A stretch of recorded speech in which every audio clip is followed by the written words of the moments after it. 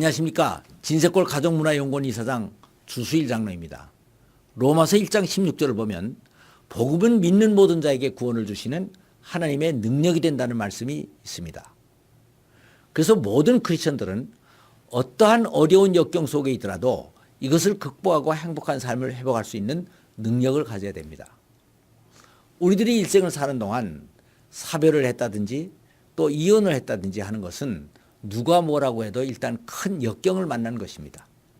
그런데 이러한 역경을 믿음으로 이겨내고 행복한 삶을 회복하는 가정이 있기에 여기 한번 소개를 해보겠습니다.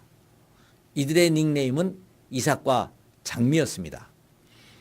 이삭은 딸 둘을 낳고 10년 동안 결혼 생활을 하다가 이혼을 했습니다. 이혼의 사유는 성격적인 차이를 극복하지 못하고 심하게 싸우다가 정이 떨어져서 별거를 하게 됐는데 아내에게 다른 남자가 생겼다는 것이었습니다. 그래서 그 후 완전히 이혼을 하게 되었습니다. 아내에게 배신을 당하고 이혼까지 하고 또 직장 생활도 제대로 되지가 않았습니다.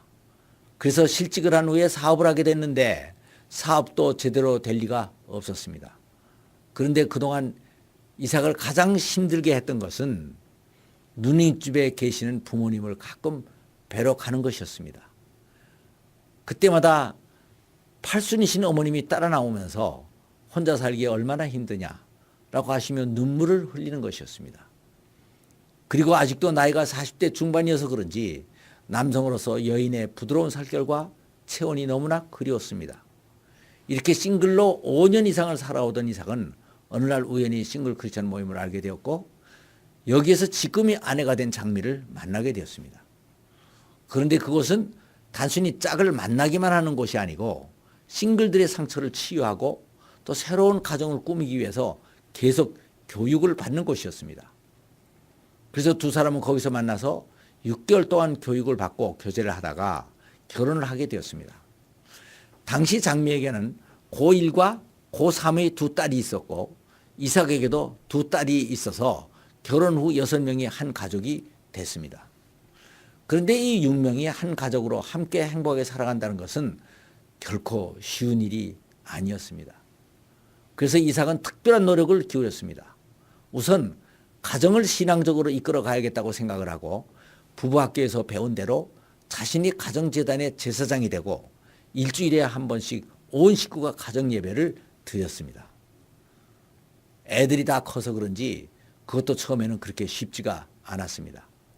그러나 독하게 마음을 먹고 계속 하는 동안 차츰 자리를 잡게 되었습니다.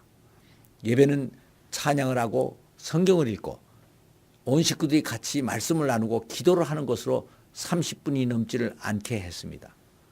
그러나 이것이 매주 계속되다 보니까 이 시간은 온 가족들이 영적 충종을 받고 사랑의 교제를 하는 대화의 시간이 되었습니다. 그러나 집안에 문제가 없을 수가 없었습니다. 그중에 가장 심각했던 것이 바로 이삭과 장미의 작은 딸인 현주와의 갈등이었습니다. 큰 아이는 그런 대로 괜찮았는데 현주는 너무나 무질서했습니다. 정리정돈을 늘 깔끔하게 하면서 살던 이삭으로서는 이부자리 하나도 제대로 개지를 않고 방과 책상 위를 항상 뒤죽박죽 어질러 놓는 현주가 도저히 용납되지가 않았습니다. 그러나 참고 지날 수밖에 없었는데 드디어 일이 터졌습니다. 하루는 아이들 방에서 아내와 현주의 언성이 높아졌습니다. 그래서 그 내용을 들어본 즉 현주가 집안을 너무 지저분하게 해놓아서 이삭의 신경을 건드리니까 장미가 자기 딸 현주에게 주의를 주는 것이었는데 현주가 여기에 반항을 한 것이었습니다. 그래서 이삭도 달려들어 아내를 거들다가 현주의 말대답이 이삭의 감정을 심하게 건드렸고 이삭이 언성을 높이다가 현주에게 손을 대게 되었던 것입니다. 아차 싶었으나 이미 엎질러진 물이었습니다. 살짝 손으로 위협을 한 정도였지만 친딸도 아닌 여자에게 손찌검까지 해놓았으니 이 노릇을 어떡하나. 앞이 캄캄해졌습니다. 그런데 하나님께서는 이러한 상황까지도 전화위복을 시켜주셨습니다. 이삭과 장미는 가정을 이룬 후에도 자신들이 만난 싱글 모임에서 계속 참석을 하면서 봉사를 하고 있었습니다. 그래서 그 일이 있었던 다음 날에도 주일날 그 모임에 참석을 했는데 하나님의 뜻이 있었는지 바로 그날 상대를 바꾸려 하지 말아라.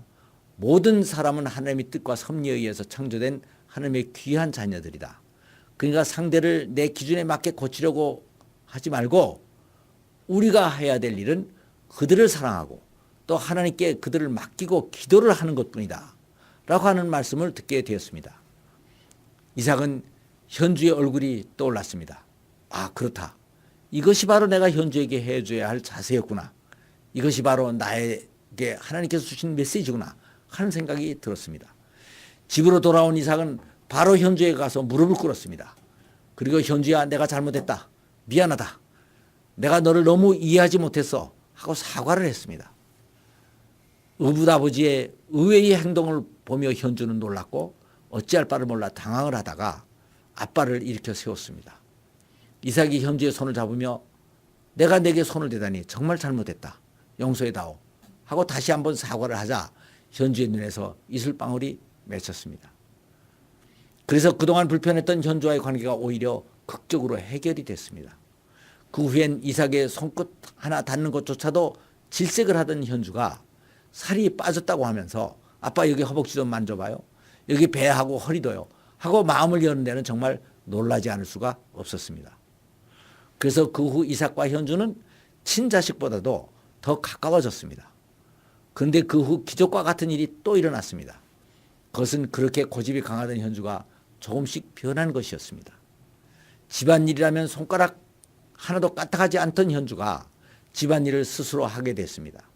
그리고 큰딸 수정이는 이제 나는 아빠 같은 사람하고 결혼할 거야 라고 하는 말을 자연히 하게 됐습니다.